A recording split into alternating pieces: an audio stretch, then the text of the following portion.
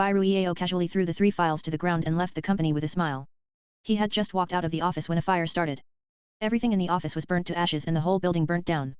The nearby players used their abilities to fight it and the baby-faced youth casually left the building, as if the fire had nothing to do with him. A few more players found the fire and rushed to fight it. In the crowd, only the tall youth walked in a different direction, leaving the building in flames. The fire was extinguished and Bai Ruiao turned his head to look at the dark building and the moon behind it. He turned back around and waved his hand. In the dark night, thick clouds were scattered by the wind and the bright moonlight shone.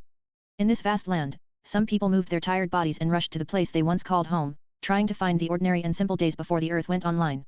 Other people hadn't yet emerged from the joy of the nightmare ending and leaned back, looking at the moon. It was just like 4 months ago when the black-haired returnee saw the long-lost moonlight. She covered her eyes and found that the moonlight was more dazzling than the sun. She didn't know why but she shed tears. Previously, she had to participate in a new Black Tower game every 10 minutes and could hardly rest. She used these 10 minutes to drive back to Guangzhou from Myanmar. The mother who she rarely met had begged her to find her sister and protect her. She looked at her dying mother and promised. She didn't hesitate to kill the first place in the time leaderboard and resurrect her sister. The other person's eyes were strange and surprised. There were thousands of emotions contained in them but no joy. Finally, the girl secretly wanted to kill Mu Huixiu in a game and stabbed her knife from behind. Mu Huixiu just said, "You are too weak." Mu Huixiu grabbed the knife with her hand. She had given this knife to the girl and it was a good prop. Ordinary knives couldn't pierce her skin at all and only props could make her bleed. Blood stained the knife and Mu Huixiu looked down at the girl in front of her. She released her hand and asked, "We aren't going back to see the moon together." The girl shivered with fear. "Yes, I'm sorry." She couldn't finish when the knife stabbed her. The reaction of the body was greater than anything. Mu Huixiu killed her sister with her own hand. The sister, mother, and child, this relationship was broken but everything was natural in the world of the returnees. Everything would end, whether it was hatred or tears. They would all be buried in the arrival of a new world. In the gas station next to the Guangzhou high-speed toll station, Tang Mo used some oil drums to fill up a fuel canister and handed it to Fu Wenduo. Fu Wenduo leaned against the door of the car and received it. Then he refueled the car. The smell of gasoline filled the air. Tang Mo rummaged through the gas station and found a local map. It would take half a day to drive from Guangzhou to Suzhou if there wasn't any cars they had to clear up along the way. Yes, Tang Mo and Fu Wenduo had decided to return to Suzhou or Beijing. Originally, they wanted to take Chen Shanshan and Fu Wensheng with them. Then the former decided to go back to Shanghai with Luo Fengcheng. The other wanted to go to Nanjing first. Xiao Fu's grandparents lived in Nanjing and the relatives on his mother's side were also there. He wanted to go back and keep searching. Maybe he could find some loved ones. The car slowly drove along the highway. Tang Mo sat next to the driver's seat and looked out the window. He pressed a hand against the window and saw the sky in the east becoming brighter. The uppermost layer of the sky was still deep blue. The lower layer that was connected to the earth had a slight white color. Wind passed through the window and blew Tang Mo's hair back. Tang Mo asked, "Do you smoke?" He had never seen Fu Wenduo smoking before. Tang Mo picked up a cigarette from the car. The abandoned car still had some of the original owner's belongings. Most of the items had been collected by Fu Wenduo and placed in the trunk. Only the half a box of cigarettes were left behind. Fu Wenduo glanced at him. "Rarely. Do you?" Tang Mo shook his head. "I tried it once during my rebellious period in high school." He said this but Tang Mo still pulled out a cigarette and lit it. Sparks emerged from his fingers and the cigarette was quickly lit up. As soon as he took a breath, he frowned and threw it out the window. "I didn't smoke in the army. I only tried it once after the earth went online."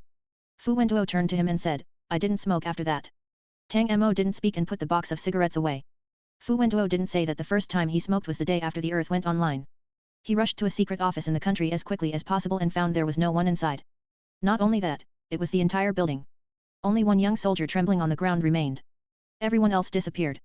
The sudden end of the world gave Fu Wenduo tremendous pressure. Tang Mo had quietly gone home and decided to go to his friends to determine their safety. Fu Wenduo's thoughts were, "It is really over." He shouldered the worries of the whole country and knew the seriousness of this matter. Thus, at that time, he stood silently in place. Then he walked to the only remaining young soldier, took out cigarettes skillfully hidden by an officer friend and handed one to the soldier. The bitter, dry smell of smoke filled his nose and Fu Wenduo slightly coughed. The more truth a person knew, the more facts they could see and the more pressure they would suffer. Thus, Fu Wenduo eagerly searched for all possible information. He wanted to know the truth of the Black Tower, crossing half of China to find clues in Shanghai. Then he happened to meet Tang Mo. Still, these things had passed. Fu Wenduo declared, "I'm tired." Tang Mo turned to him, not understanding his meaning. Tired? To them, going 3 days and nights without sleeping were nothing.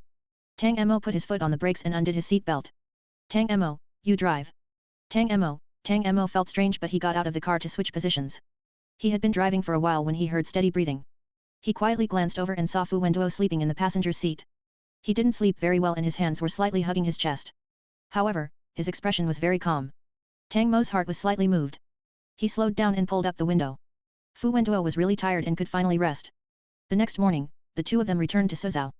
This was the first time Fu Wenduo came to Tang Mo's home. He didn't walk around randomly and stood at the door, changing shoes. Tang Mo himself felt funny changing his shoes. I haven't been back in so long that the ground is grey.